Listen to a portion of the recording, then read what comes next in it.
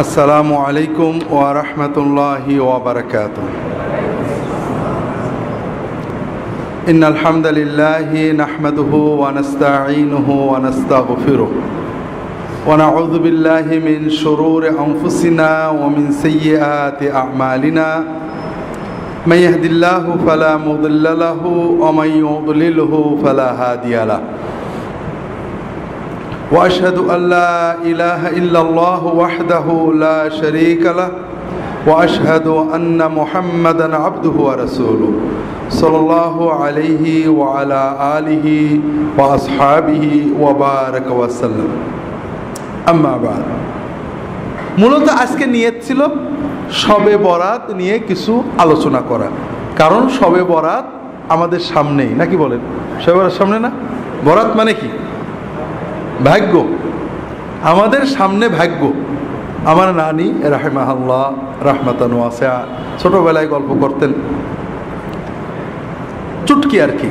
এক কানা অন্ধ ফকির রাস্তা দিয়ে যাচ্ছে,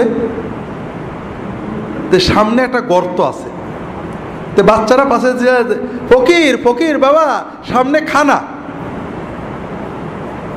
আমি আজকে মসজিদে বলছিলাম সামনে খানা, তো ফকির মনে করছে খানা মানে মেজবানি, বলে বাবা বরাত, বাবা বরাত, বাবা ভাগ্যটা আজকে ভালো। এখন ওই বলতে বলতে গর্তের ভিতর পড়ে গেছে বেচারা। আসলে বরাত মানে কি? ভাগ্য। এই ভাগ্য থেকে যত দুর্ভাগ্য। আমরা শবে বরাত সুন্নত, সুন্নতের আলোকে আমরা ঝগড়া দরকার নেই। কোন হুজুর কি করেছেন, আলহামদুলিল্লাহ সব হুজুর ভালো। আমরা রাসূলুল্লাহ সাল্লাল্লাহু আলাইহি ওয়াসাল্লাম কি করেছেন, সাহাবীরা কি করেছেন, এটা আমরা যাচাই করার চেষ্টা করি। আপনাদেরকে গত বছরও হয়তো বলছি, মনে নেই, যেহেতু বছরগুলো প্রসঙ্গ আসে আমরা সংক্ষেপে হলেও জানতে হবে। আর আমার একটা বই আছে কোরআন সুন্নাহর আলোকে শবে বরাত, আল্লাহ আপনারা নিয়ে যাবেন, যেহেতু শবে বরাত সামনে, বইটা নিয়ে যেতে পারেন। এর ভিতরে হাদিস, কোরআন, তাফসির, ফুকাহাদের মতামত সবই আছে। মুখতাসার হলো, প্রথমত আমরা এখানে সুন্নাত শিখতে আসছি, ঠিক না? সুন্নাত নবীজির সব কিছু। নবীজি যেভাবে বসতেন সেভাবে বসা কি, যেভাবে হাঁটতেন সেভাবে হাঁটা কি, যে শব্দ ব্যবহার করতেন সেটা ব্যবহার করাও সুন্নত। শবে বরাত শব্দ নবীজি ব্যবহার করেননি, সাহাবীরা করেননি, তাবেঈনরা করেননি। এটা প্রায় 500 বছর পরে তৈরি হয়েছে। আমরা আজকে কেন্দ্রীয় মসজিদে আলোচনা করছি। রাসূলুল্লাহ সাল্লাল্লাহু আলাইহি ওয়াসাল্লাম যে পরিভাষা ব্যবহার করেছেন সেটা কি? লাইলাতুন নিসফে মিন শাবান, মধ্য শাবানের রাত। আমরা চেষ্টা করব এই সুন্নতটাকে জিন্দা করার। শবে বরাত নাজায়েজ না, শবে বরাত বলা নাজায়েজ না, কিন্তু নিসফে শাবানের রাত বলা, মধ্য শাবানের রাত বলাটা সুন্নত। আমি বললাম কোরআন হাদিসে শবে বরাত বলে কিছু নেই, কারণ শবে বরাত শব্দ নেই। হয়তো আমি একটু পরেই বলবো যে শবে বরাতের রাত্রে আপনারা এই আমল করতে পারেন, আমি আবার শবে বরাত বললাম, তাহলে বোঝা গেল আমার কন্ট্রাডিকশন। একবার বলছি কোরআন হাদিসে নেই, আবার বলছি শবে বরাতে আমল করবেন। আসলে আমরা বলতে যাচ্ছি শবে বরাত পরিভাষাটা ব্যবহার করা কোরআন হাদিসের দিন না, এটা বললে সওয়াব হবে, এটা কোনো দিন না। তবে সমাজে প্রচলন হয়ে গেছে, আমরা অনেক সময় নামাজ বলি, অনেক সময় সালাত বলি, আমরা অনেক সময় রোজা বলি, অনেক সময় সিয়াম বলি। সিয়াম, সালাত এগুলো ইসলামী পরিভাষা। রোজা, নামাজ এগুলো সিয়াম বা সালাতের তর্জমা না, এগুলো আরেকটা পরিভাষা, ফার্সি পরিভাষা, যেটা আমাদের সমাজে আছে। তারপরেও এটার অর্থ আমরা বুঝি সালাত, এটা বলাতে কোনো দোষ নেই। নামাজ বললে, রোজা বললে কোনো দোষ হবে না, কারণ আমরা সবাই বুঝি নামাজ বলতে মুসলমানদের এই সালাত সিস্টেম বোঝানো হচ্ছে। আবার অনেক বিষয় আছে যেটা আরও দূরে, যেমন আমরা অনেক ঝগড়া করি, আমার বিরুদ্ধে সবারই অভিযোগ, আমি মাঝে মাঝে বলি কোরআন হাদিসে পীর বলে কিছু নেই। আবার আরেক জায়গায় বলছি অমুক পীর সাহেব, আমাদের পীর সাহেব এটা বলেছেন। এই দেখো আব্দুল্লাহ জাহান খালি কন্ট্রাডিক্টরি কথা বলে। একবার বলছে কোরআন হাদিসে পীর বলে কিছু নেই, আর বলছে আমাদের পীর সাহেব এটা বলেছে। বিষয়টা ওরকম না। আপনি কথাটা শেষ পর্যন্ত শুনলে কি আছে বুঝবেন। আমি বলবো কোরআন হাদিসে নামাজ নেই কিন্তু সালাত তো আছে, রোজা নেই কিন্তু সিয়াম আছে। এখানে আরেকটু দূরত্ব আছে। এখানে পীর কথাটা ফার্সি, এটা আরবি হলো শেখ। কোরআন হাদিসে পীরও নেই শেখও নেই, অর্থাৎ ফার্সিটাও নেই আরবিটাও নেই। নামাজের ফার্সি নেই আরবিটা আছে, রোজার ফার্সি নেই আরবিটা আছে, কিন্তু পীরের ফার্সিও নেই আরবিও নেই, কিন্তু আছে। এটার একটা মূল সুন্নত কনসেপশন আছে, সেটা হলো সোহবত, সাহেব, সাথী, সাহচর্য। নেককারদের সাহচর্য কোরআন সুন্নাহ নির্দেশিত একটা ভালো আমল। আপনি মসজিদে নামাজ পড়েন, নেককারদের সাথে মেশেন, এটাও সহবত। ইমাম সাহেবের সাথে মহব্বত রাখেন, আলেমদের, এটাও সহবত। আবার নেককার ভালো, যারা সত্যি নেককার, আল্লাহর ভয় আছে, আল্লাহ বলেছেন কুনু মা সাদিকিন, যাদের ইমানের সত্য, লা ইলাহা বলাই সত্য, শিরিক করে না, মুহাম্মদ রাসূলুল্লাহ বলাই সত্য, বিদআত করে না, আমানতু বিল্লাহি বলাই সত্য, সুন্নত মতো আমল করে, তাকওয়াই সত্য, বউয়ের সাথে কথা বলাই সত্য, সমাজে মানে যাদের ভিতরে সত্য প্রতিভাত, যাদের কথা আল্লাহ কোরআনে সূরা বাকারায় বলেছেন সাদেকিন কারা, ইমানের সত্য, জিহাদের সত্য, তাকওয়াই সত্য, সালাত কায়েম করে, অর্থ ব্যয় করে, জাকাত দেয়, সবর করে, এই কোয়ালিটিগুলো যাদের ভিতরে আছে, এই ধরনের সাদেকিন মুত্তাকিন মানুষদের সাথে সহবতে যাওয়া, বসা, সময় দেওয়া, এটা আমাদের জন্য খুবই উপকারী। এটাই পরিবর্তন করে পীর মুরিদি সিস্টেম হয়েছিল। এখান থেকে অনেক শিরিক কুফর বেদাত ঢুকেছে। আবার এটার মাধ্যমে দিন প্রচার হয়েছে। একসময় তাতার যুগের পরে মানুষেরা এই জাতীয় সহবতের মাধ্যমেই দিন শিখত। এটার ভালো মন্দ আছে, কিন্তু যেটা আমরা বলতে চাচ্ছিলাম সেটা হলো, একটা হলো কোরআনে ফার্সি নেই আরবি আছে, যেমন নামাজ নেই সালাত আছে, কি বলে রোজা নেই সিয়াম আছে। আর কিছু জিনিস আছে আরবিও নেই ফার্সিও নেই, কিন্তু মাফহুমটা আছে, যেমন পীরও নেই শাইখও নেই, কিন্তু সাহেব আছে। ঠিক শবে বরাতও নেই, লাইলাতুল বারাতও নেই। শবে বরাত কি ফার্সি, আরবি কি লাইলাতুল বারাত। কোরআনে হাদিসে সাহাবীদের কথায় শবে বরাত নেই, মানে ফার্সি নেই, লাইলাতুল বারাতও নেই, কি আছে লাইলাতুল নিসফে মিন শাবান আছে। কাজেই আমরা শবে বরাত বা লাইলাতুল বরাত না বলে যদি নিসফে শাবান, মধ্য শাবানের রাত বলি, ভালো হয় না খারাপ হয়? এখানে একটু ইমানটা নাড়াচাড়া করে দেখেন, আপনি নিজেই বুঝতে পারবেন ইমানের হালতটা কি। আপনি একটা তথ্য জানলেন যে রাসূলুল্লাহ সাল্লাল্লাহু আলাইহি ওয়াসাল্লাম জীবনে লাইলাতুল বারাত শব্দটা বলেননি, কিন্তু নিসফে শাবান শব্দটা বলেছেন, অনেকবারই বলেছেন, অনেকগুলো হাদিস আছে। সাহাবীরা বলেননি, তাবেঈনরা বলেননি।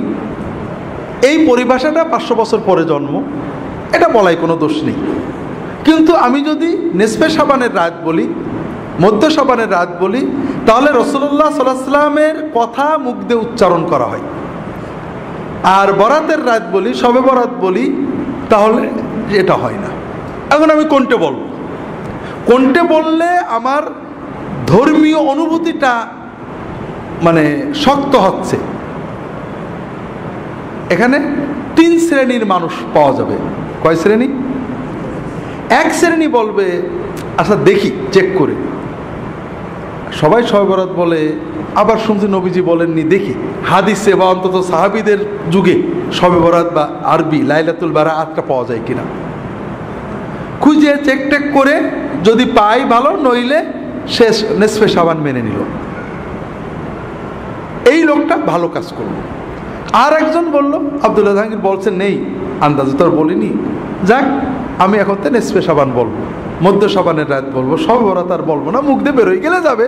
তবে নিসফে শাবান বললে একটু খুশি লাগে, আলহামদুলিল্লাহ আমার একটা সুন্নত শব্দ বললাম।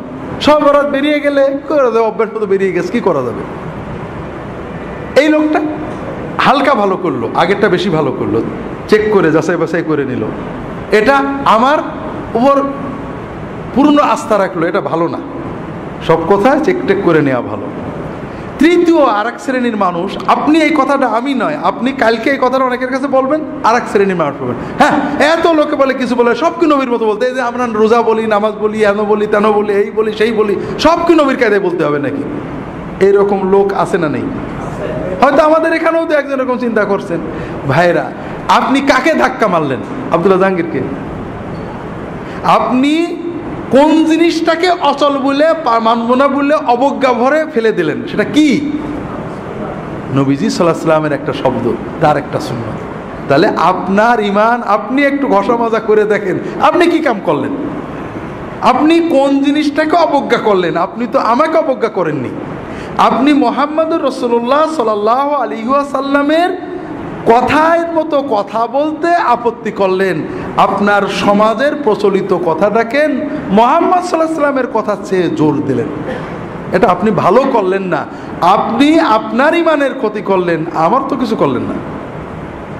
আপনাদের এজন্য বারবার আবারও বলি, আমাদের এখানে আমরা নিয়মিত, আপনারা আসেন, একদিনে সব শেখাবো এরকম নয়, প্রশ্নোত্তর হবে, আমরা প্রশ্নের মাধ্যমে অনেক কিছু জানবো। তবে সবচেয়ে বড় চিন্তা, অনেক সুন্নাত আমাকে বলে, স্যার আপনার এখানে তো অনেক সুন্নত নেই। অনেক সুন্নত নেই মানে কিছু কিছু বিষয় আছে, মানে আপনি গাড়িতে চলেন, ঘোড়ায় চলেন না, সুন্নত নেই। তো ভাইরা, আমি গাড়ি চলাটাকে অত উত্তম, আমি ঘোড়ায় চড়তে পারলে খুশি, আমি পারি না তাই করি। কিন্তু আমি বিশ্বাস করি যে আমি চলাটাও যদি নবীজির মতো হতো, নিঃসন্দেহে ভালো হতো। কথা হলো যে, একটা হলো আমার চেতনা, বিশ্বাস যে মুহাম্মদ সাল্লাল্লাহু আলাইহি ওয়াসাল্লামের চেয়ে বড় আর কিছু হতে পারে না। আমি পারি না, আপনাদের বলছি, আমি 1981 সালে সৌদি আরবে গেছি। ও দেশে প্রথম তেল নিয়ে যেতাম, সরিষার তেল, নারকেলের তেল, ডিব্বা টিব্বা ভরে নিয়ে যেতাম। তেল তখন এত পাওয়া যেত না, খুব ঝামেলা হতো।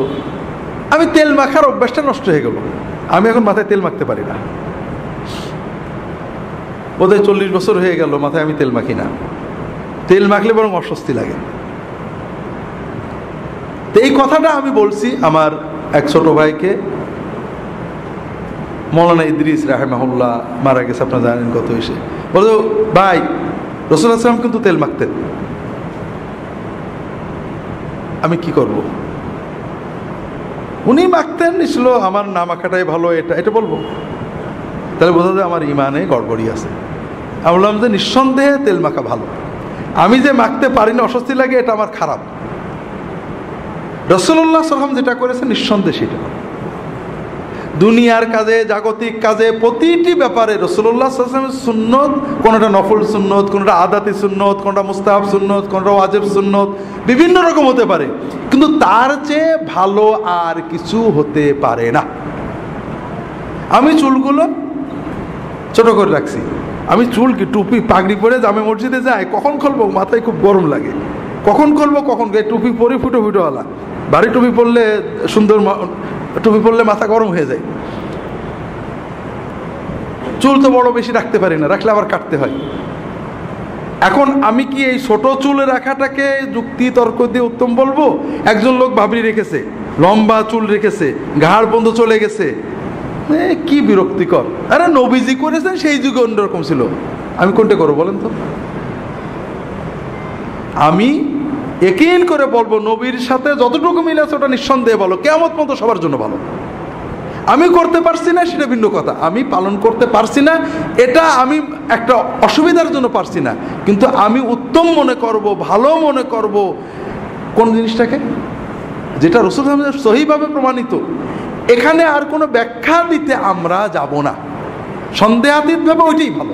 আমি রাখতে পারছি না ভিন্ন কথা, আমি আমার ওজোর আছে, এটা নফল সুন্নত, মুস্তাহাব সুন্নত, আদাতি সুন্নত, অর্থাৎ জাগতিক সুন্নত। রাসূল তাকিদ দেননি, নির্দেশ দেননি, অথবা গুরুত্ব দেননি, তিনি করেছেন, এটা না করলে গুনাহ হবে না। কিন্তু আমি যত যুক্তিতর্কই দিই, এমন জায়গায় যেন না যাই যে নবীজিরটা ছোট হয়ে করে ফেলার কায়দায় চলে যায়। এটা হলো সবচেয়ে ভয়ঙ্কর কথা। আমরা কি করি, দুই গ্রুপই একই রকম। কিছু মানুষ আমরা বলি নবীজি করেননি, তাতেই কাজেই বেদাত। নবীজি করেননি বলেই বেদাত হয় না, নবীজি করেননি কাজে ওটা দিন না, ওটা সুন্নত না। সুন্নতকে দিন মনে করাই, নবীজি করেননি সেটাকে দিন মনে করা বেদাত। আবার আর এক গ্রুপ নবীজি করেননি কাজেই জায়েজ, এইটা প্রমাণ করতে যে নবীর সুন্নতকে ছোট মনে করেন। এখানে আমাদের ইমানের সাথে সাংঘর্ষিক হয়ে গেল। কাজে প্রতি ক্ষেত্রে আপনারা যেটা সবসময় লক্ষ্য রাখবেন, রাসূলুল্লাহ সাল্লাল্লাহু আলাইহি ওয়াসাল্লাম থেকে কোনো সুন্নত, সেটা ফরজ সুন্নত, মুস্তাহাব সুন্নত, নফল সুন্নত, যাই হোক না কেন, যেটা বর্ণিত হবে তার বিপরীতে আপনার যুক্তি দেবেন না। আপনি যদি জানেন যে এটা সুন্নত, আলহামদুলিল্লাহ ভাই নবীর সুন্নত উত্তম, আমি পারছি না, দোয়া করেন যেন পারি। আর যদি না জানা থাকে তাকে করবেন আমি দেখব, কিন্তু নবীজির সুন্নতের বিপরীতে কোনো জিনিসকে আনবেন না, কোনো ক্ষেত্রেই না। তো যাই হোক, প্রথম যে বিষয়টা আমরা আলোচনা করলাম যে লাইলাতুন নিসফে মিন শাবান, মধ্য শাবানের রাত, এটা হলো সুন্নত পরিভাষা।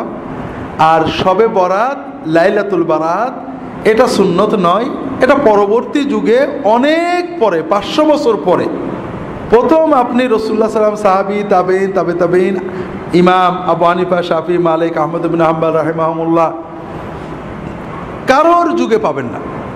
অনেক পরে এসে এই পরিভাষাটা জন্ম হয়েছে। দ্বিতীয় পর্যায়ে যাই, সুন্নতের ভিতরে নিরাপত্তা।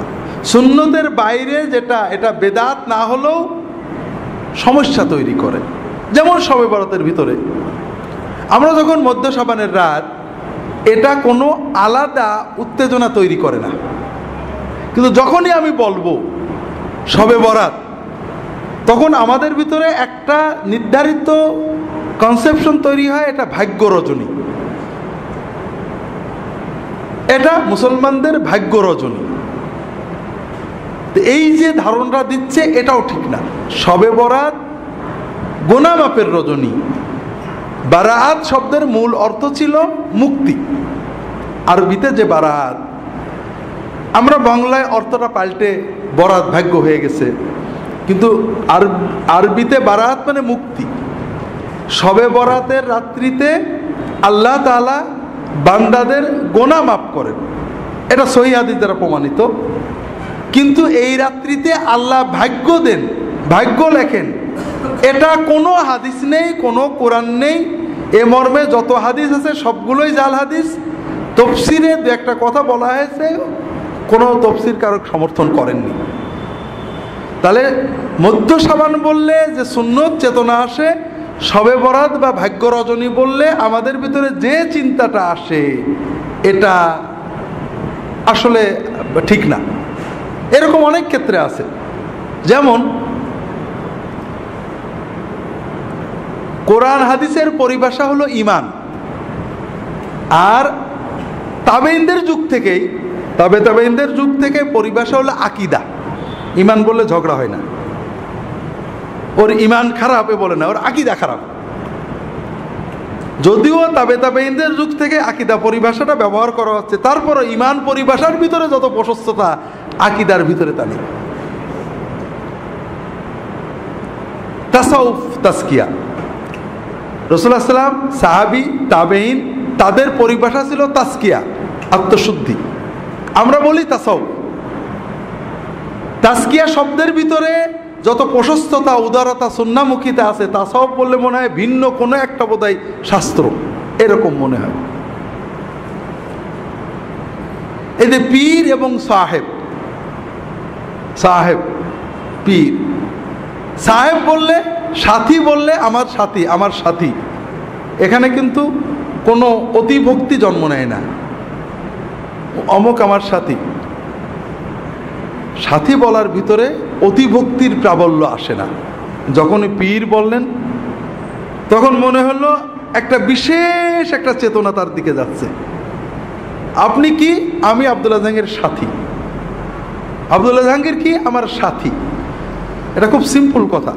এটার ভিতরে সুন্নত আছে, এটার ভিতরে মহব্বত আছে, কিন্তু অতিভক্তির কিছু নেই। সুন্নতের বাইরে যাওয়ার দরজাটা বন্ধ হয়ে গেছে। আমরা কোনো পরিভাষাকে নাজেজ বলছি না, সুন্নতটা যে ভালো এটা প্রমাণ করার চেষ্টা করছি। রাগ করেন না আপনারা, কেন আমি এটা বিশ্বাস করি যে সুন্নত ভালো। কিন্তু যখনই বললেন আব্দুল্লাহ জাহাঙ্গীর আমার কি, পীর, পীর বললেই যেন কেমন আর একটু ভক্তি ভালোবাসার প্লাবন বয়ে যেতে লাগলো, যেটা সাথীর ভিতরে ছিল না। আমি ওনার কি মুরিদ, মুরিদ বলার সঙ্গে সঙ্গেই আপনি মুরিদ কার? আমার। মুরিদ মানে কি? চাই, আমার জান প্রাণ দিয়ে একজনকেই চাই, এই হুজুর। তো হলো নাকি? আপনি কাকে চান? কাকে চান আপনি? হ্যাঁ, আপনি আল্লাহকে চান। আমি আপনার সাথী, আল্লাহ পাওয়ার জন্য, আমল শেখার জন্য জজবা। আপনি আমার সাথে থাকেন, আর কিছু না। আপনার মুরাদ তো আল্লাহ, আপনি মুরিদ হলেন আল্লাহ, আপনি চাচ্ছেন আল্লাহকে। পরিভাষা তৈরি হয়ে গেছে, হাজার হাজার লক্ষ লক্ষ দিনদার মানুষেরা বলেছেন সব ঠিক আছে, আমরাও বলি, ব্যবহার করি। কিন্তু আমরা ব্যবহার করে করে 1 কোটি মানুষে ব্যবহার করার কারণে মুহাম্মদ সাল্লাল্লাহু আলাইহি ওয়াসাল্লামের ব্যবহারে সেটা দামি হয়ে যায় কিনা? হবে। 100 কোটি লোকে ব্যবহারের কারণে কি সেটা রাসূলুল্লাহ সাল্লাল্লাহু আলাইহি ওয়াসাল্লামের ব্যবহারে সে দামি হয়ে যাবে কিনা? না।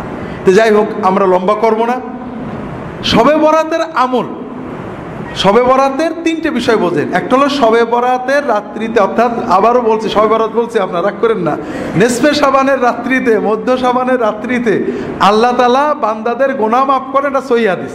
ইন্নাল্লাহা লা ইয়াত্তালিউ ফি লাইলাতিন নিসফি মিন শাবান ইলা ইবাদিহি ফায়াগফিরু লিজামিই খালকিহি ইল্লা লিমুশরিকিন আও মুশাহিন। আল্লাহ তাআলা মধ্য শাবানের রাত্রিতে তার বান্দাদের দিকে দৃষ্টিপাত করেন। আল্লাহ মধ্য শাবানের রাত্রিতে তার বান্দাদের দিকে দৃষ্টিপাত করেন। তখন তিনি 2 শ্রেণীর মানুষ ছাড়া সকল শ্রেণীর সৃষ্টিকে মাফ করে দেন। যাদের ভিতরে শিরক আছে এবং যাদের ভিতরে হিংসা আছে, এই হিংসা এবং শিরক যাদের আছে তাদের ছাড়া বাকি সকল মানুষকে আল্লাহ মাফ করে দেন। তাহলে শবে বরাত হলো একটা কমন বোনাস। আপনি যদি এই রাত্রিতে ঘুমিয়ে থাকেন, জেগে থাকেন, কিন্তু আপনার অন্তরে শিরক নেই, আপনার অন্তরে হিংসা বিদ্বেষ নেই, ইনশাআল্লাহ আপনার নসিবে এই আল্লাহর বোনাসটা এসে যাবে, আপনার অ্যাকাউন্টে আপনার বোনাস জমা হয়ে যাবে। কথাই বুঝতে পেরেছেন? এখন দ্বিতীয় বিষয় হলো আমরা কি করব, আমরা আমল করব কিনা। আমল না করলে, ঘুমিয়ে থাকলেও আপনি এই বোনাস পাবেন। এ ব্যাপারে সহিহ হাদিস পাওয়া যায় না, কিছু জয়ীফ হাদিস আছে। 2টো আমল পাওয়া যায় জয়ীফ হাদিস দ্বারা, বা 3টে আমল পাওয়া যায়। একটা হলো কবর জিয়ারত, আর একটা হলো দোয়া, আর একটা হলো সালাত। এই বিষয়ে যতগুলো হাদিস আছে সবই জয়ীফ। তবে যেহেতু এই রাত্রের ফজিলত সহি, এই রাত্রে কেউ যদি অন্যান্য রাতেও তাহাজ্জুদ পড়ে, এই রাত্রে একটু কিছু বেশি পড়েছে, অন্যান্য রাত্রেও দোয়া করে, এই রাত্রে বেশি করেছে, এটা অনেক আলেমই মুস্তাহাব, জায়েজ, বৈধ, সুন্নতের ভিতরে থাকবে বলে মত প্রকাশ করেছেন। আমরাও মনে করি যদি কেউ ব্যক্তিগতভাবে এই রাত্রিতে দোয়া করেন, এই রাত্রিতে আল্লাহর কাছে দোয়া করেন বা সাধারণ তাহাজ্জুদ পড়েন, কিয়ামুল লাইল করেন, এটা নাজায়েজ হবে না, ইনশাআল্লাহ বিদআত হবে না। 3টে কারণে। একটা হলো সুন্নত দ্বারা ফজিলত প্রমাণিত। এখানে জয়ীফ হাদিস দিয়ে কেউ আমল করলে এটা সরাসরি বেদাত বলা ঠিক না। তাবেঈনদের যুগ থেকে কোনো কোনো তাবেঈ এই রাত্রে ইবাদত করেছেন। তবে এই রাত্রিতে ইবাদত মসজিদে যেয়ে করা, সমবেত করা, এটা সকল ইমাম হানাফি, শাফিঈ, মালিকি, হাম্বলি সবাই বেদাত বলেছেন, মাকরু বলেছেন। এটা নিয়ে কোনো মতভেদ নেই। এই রাত্রি ইবাদতের জন্য মসজিদে যাওয়া, দলবদ্ধ হওয়া, সুন্নত ইবাদতও দলবদ্ধ হয়ে করা, এটা বেদাত বলা হয়েছে এবং মাকরু বলা হয়েছে। হানাফি ফিকহের সব কিতাবেই পাবেন। তৃতীয় হলো এই রাত্রিতে ভাগ্য লেখা হয়, এই মর্মে যত কথা আছে সবই জাল কথা। চতুর্থ হলো এই রাতের পরের দিনে রোজা রাখা। আমাদের সমাজে প্রচলন আছে এই লাইলাতুন নিসফে মিন শাবানের পরের দিনে রোজা রাখার ব্যাপারে 2টো হাদিস আছে, দুটোই জাল পর্যায়ে। তবে শবে বরাতে রাসূলুল্লাহ বেশি রোজা রাখতেন, 1 তারিখ থেকে 15 তারিখ পর্যন্ত রোজা রাখতেন। আর 13, 14, 15 রোজা রাখা তো নিয়মিতই সুন্নত। কাজেই যারা রোজা রাখতে চান 13, 14, 15 রাখবেন। সব মাসেই রাখার চেষ্টা করবেন। শাবানে যেহেতু রাসূলুল্লাহ বেশি রাখতেন, আপনারা রাখতে পারেন। মধ্য শাবানের রাত বা শবে বরাত বিষয়ে শেষ কথাটা বাদ রয়ে গিয়েছিল। সেটা হলো, আমরা বুঝলাম রাতটার সুন্নত নাম হলো মধ্য শাবানের রাত, আর এই রাত্রি হলো আল্লাহ তাআলা বান্দাদের মাফ করেন। এই রাত্রিতে নেক আমল করার ব্যাপারে কোনো সহিহ হাদিস পাওয়া যায় না। আল্লাহর মাগফিরাতের সহিহ হাদিস আছে, তবে দোয়া করা, সালাত আদায় করা, কবর জিয়ারত করা, এ সকল বিষয়ে জয়ীফ হাদিস আছে। কেউ যদি এগুলো ব্যক্তিগত আমল করেন, এটা সুন্নাহ বিরোধী নয়। তবে এই রাত্রিতে রুটি খাওয়া, উৎসব করা, বাতি জ্বালানো, এরপরে মসজিদে সমবেত হয়ে ইবাদত বন্দেগী করা, এগুলো বিদআত। এবং প্রায় ফিকহের সকল কিতাবে, হানাফি মাযহাব, শাফিঈ মাযহাব, বিভিন্ন কিতাবে বারবারই এই ধরনের কাজগুলোকে বিদআত বা মাকরুহ লেখা হয়েছে, মাকরুহ তাহরিমি লেখা হয়েছে।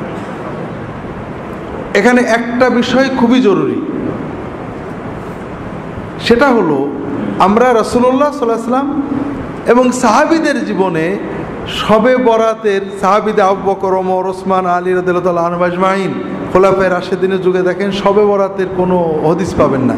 পুরো ইসলামের ইতিহাসে ইবনে কাসির, তবারি, মানে রাসূলুল্লাহ সাল্লামের হিজরত থেকে সাহাবী তাবেঈনরা মসজিদে সমবেত হয়েছেন, অথবা আবু বকর, ওমর, ওসমান তারা এই রাত পালন করেছেন, এরকম কিছু পাওয়া যায় না।